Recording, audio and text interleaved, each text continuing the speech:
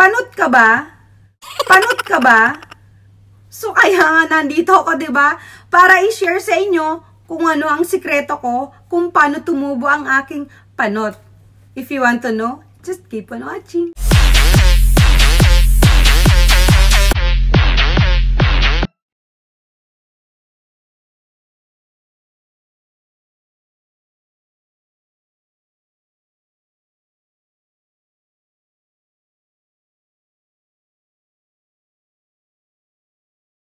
For today's video, gusto ko lang i-share sa inyo kung paano ko nasolusyonan ang panot kong buhok or paano ko siya napahaba. Alam naman natin lalo sa mga girls na kapag nanganganak tayo ay naglalagas talaga yung mga buhok natin. So ako as in sobrang dami talaga naglagas ng buhok ko at pag naliligo ako, hindi mo na mabilang kung gaano karami ang nalalagas na buhok sa ating mga girls, lalo sa mga nanganganak syempre na mga nanay dyan. So ako naman sobrang takot ako dahil syempre inisip ko baka mawala na ako ng buhok. Dati naman, nung sa panganay ko nung nanganak ako, oo alam ko rin naman naglagas talaga siya. Pero hindi ganun kadami yung buhok na naglagas sa akin. So eto sa pangalawa kong baby, as in sobrang dami talagang lagas niya. As in nakakalbo na talaga ako, napapanot na talaga ako. Sobrang worried ako dahil inisip ko paano pag nawala lahat ng buhok ko, tapos nakalbo na lang ako, 'di ba? Inisip ko talaga na pag nakalbo ko, mag-uwig na lang ba talaga ako? So, syempre, ayoko namang mangyari yun. Panot ka ba? At ang ginawa ko, nag-research talaga ako kung anong nakakapagpatubo ng buhok or para hindi na siya maglagas ng maglagas dahil alam ko naman na talagang natural na yun sa mga bagong panganak na naglalagas. Pero, para sa akin is sobrang dami niya talaga at siyempre, nakaka-stress din yun sa akin dahil sobrang kapal ng buhok ko at nawala talaga siya. Hindi naman lahat, pero sobrang dami talaga naglalagas. Sobrang effective siya sa aking buhok. 1 month ko na siyang ginagamit, sobrang effective siya. At kung dati ay sobrang dami nang naglalagas sa aking buhok, so ngayon, after nung 1 month na paggamit ko, lalagas man yung buhok ko, hindi na siya ganun kadami. At mabibilang ko na lang kung ilang buhok ang natatanggal sa akin. Pero dati as in sobra hindi mo kayang bilangin sa dami ng buhok. Pero ngayon, kayang-kaya mo na siyang bilangin dahil konting-konti na lang naglalaga sa akin. Pero 1 month ko pa lang din siyang ginagamit. Pero itutuloy-tuloy ko siya. Dati pa akong gumagamit nito. Yun nga lang, hindi siya naging effective sa akin kasi mali ang paggamit ko. Dahil every week ko lang siyang ginagamit at pinapahid dito sa aking anit. Which is, hindi pala siya magandang dahil mas mabagal ang tubo ng mga buhok dahil every week lang yun. So, ang ginawa ko, pinalitan ko kung paano ang pagpahid nito at ang ginawa ko ay everyday ko siyang ginagamit na ngayon. So, syempre, makikita nyo dito kung paano ang paggamit ko. So, ipapakita ko dyan sa inyo. So, ngayon, 1 month na siya at makikita nyo yung result dito. Ipapakita ko. Ayan, makikita nyo siya dyan.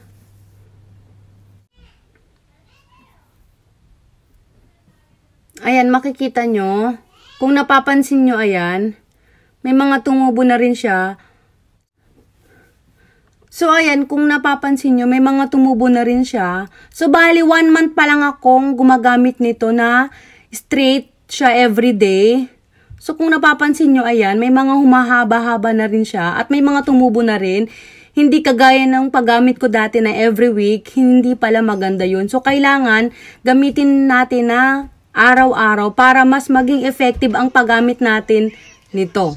Sobrang ganda talaga ng benefits nitong tatlong to, guys. Gawin nyo, ibabad nyo siya overnight or sa umaga bago kayo maligo, maglagay na kayo niyan at ibabad nyo siya ng 1 oras. Then, pag magsha-shampoo kayo, huwag nyo masyadong tanggalin ng oil kasi mas magandang may matitira siyang oil para healthy ang buhok natin. Papakita ko sa inyo kung paano natin siya gagamitin. So, dahil ito kasi ay naubusan kasi ako ng stock. So, ito, nag-order ulit ako. So, ayan, bubuksan na muna natin siya. Ito ang ating extra virgin olive oil. Yan. Bago siya, kaya, syempre, ayan. Buksan muna natin siya. Tapos, kukuha tayo ng, ayan, konti lang ha. Ayan. Konti lang. Then, ito rin, extra virgin coconut oil.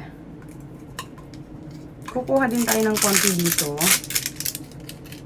Ayan, kukuha din tayo ng konti. Antigas. Ayan. Kasi baka matapon eh. So, kukuha din tayo ng konti. Konting-konti lang ah. Ayan o. Konting-konti lang kasi baka matapon. Ayan. Oops. Ayan. Okay na to. Konti lang din. Punasan natin ng tissue. Para hindi kumalat din dito syempre. Ayan. Dyan ka lang. At ito ang pinaka-importante. Yung castor oil. Syempre. Kaka-deliver lang nito kanina. Kaya sakto, sabi ko, total naubusan ako ng castor oil. Ito ay ang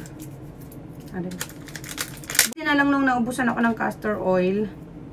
Ayan, nag-order agad ako sa Amazon at isang araw lang dumating siya agad. Ilalagyan din natin siya. Wait lang ha, ayan. Ayan. So, pinaghalo-halo natin siya. Ayan. Hindi na natin kailangan gumamit ng kung anong brush or kung anong suklay dyan sa buhok natin. Kasi, mas maganda gamitan natin ang kamay para pag ilalagay natin dyan sa buhok, namamassage na rin natin. Ayan. Ayan. Sobrang bango niya. As in, yung amoy niya is coconut. So, ganyan. Pag maglalagay tayo, mas magandang kamayin na lang natin kasi namamassage pa rin natin siya. Ayan. So, pagpasensyahan nyo na kasi kagigising ko lang din. So, dahil nga nagising ako dun sa doorbell dahil dito sa deliver nitong castor oil na to. Ayan. So, alam nyo ba na ganda tong castor oil na to? Sobrang ganda niya sa buhok. As in, effective na effective talaga siya. Nakakapagpatubo siya ng buhok. 1 month na rin akong gumagamit nito. Kaya ngayon, pwede ko na siyang i-review para maipakita sa inyo na effective po talaga siya. Ayan. Ganito lang po ang gagawin natin. Lalagay natin lahat ng anit natin. Ayan. At kailangan, pag maglalagay tayo, sasabayan natin ng massage. Ayan. Magmamassage tayo. Ipapakita ko din sa inyo yung before and after ko. Kung effective nga ba talaga. So, kung mapapansin nyo sa before and after ko, sa unang paglagay ko nito, ay mapapansin nyo dito na itim yung hair ko dahil bago ako nag-start nito ay black color talaga yung hair ko. Kailan lang din ako nagpakulay ng buhok. Yung mga tira-tira na lang, pwede natin dito kasi talagang mabango din naman. Kasi mas maganda kung mas marami ang buhok natin dito. Para hindi na tayo tawagin panot, diba? Pero dahil dito sa nilalagay ko, ayan, may mga tubo na rin siya. May mga tumubo na rin siya dito. Tapos dito, ayan. Dati ang dami-dami kong dandruff talaga dyan. Pero wala yung mga dandruff ko dito sa paggamit ko nitong tatlong hinahalo ko.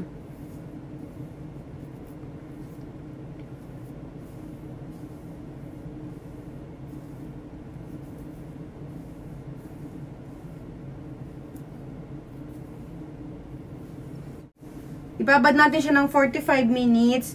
At hindi rin naman siya nakakadiri kasi talagang mabango siya. Nangunguna ang amoy ng coconut. Yung buhok ko talaga manipis siya. Mabilis siyang malagas. Naliligo ako, ang dami talagang natatanggal.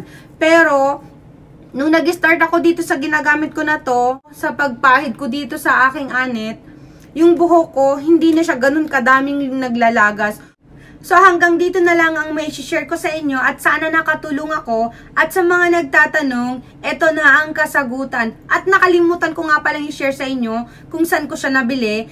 Sa Amazon ako nag-order at sobrang mura lang niya. Ilalagay ko yung description niya dyan sa baba para makita nyo. So yun na nga, thank you for watching guys. Don't forget to like, comment, and subscribe to my YouTube channel. And share na rin para lahat tayo ay happy! I gave you my heart.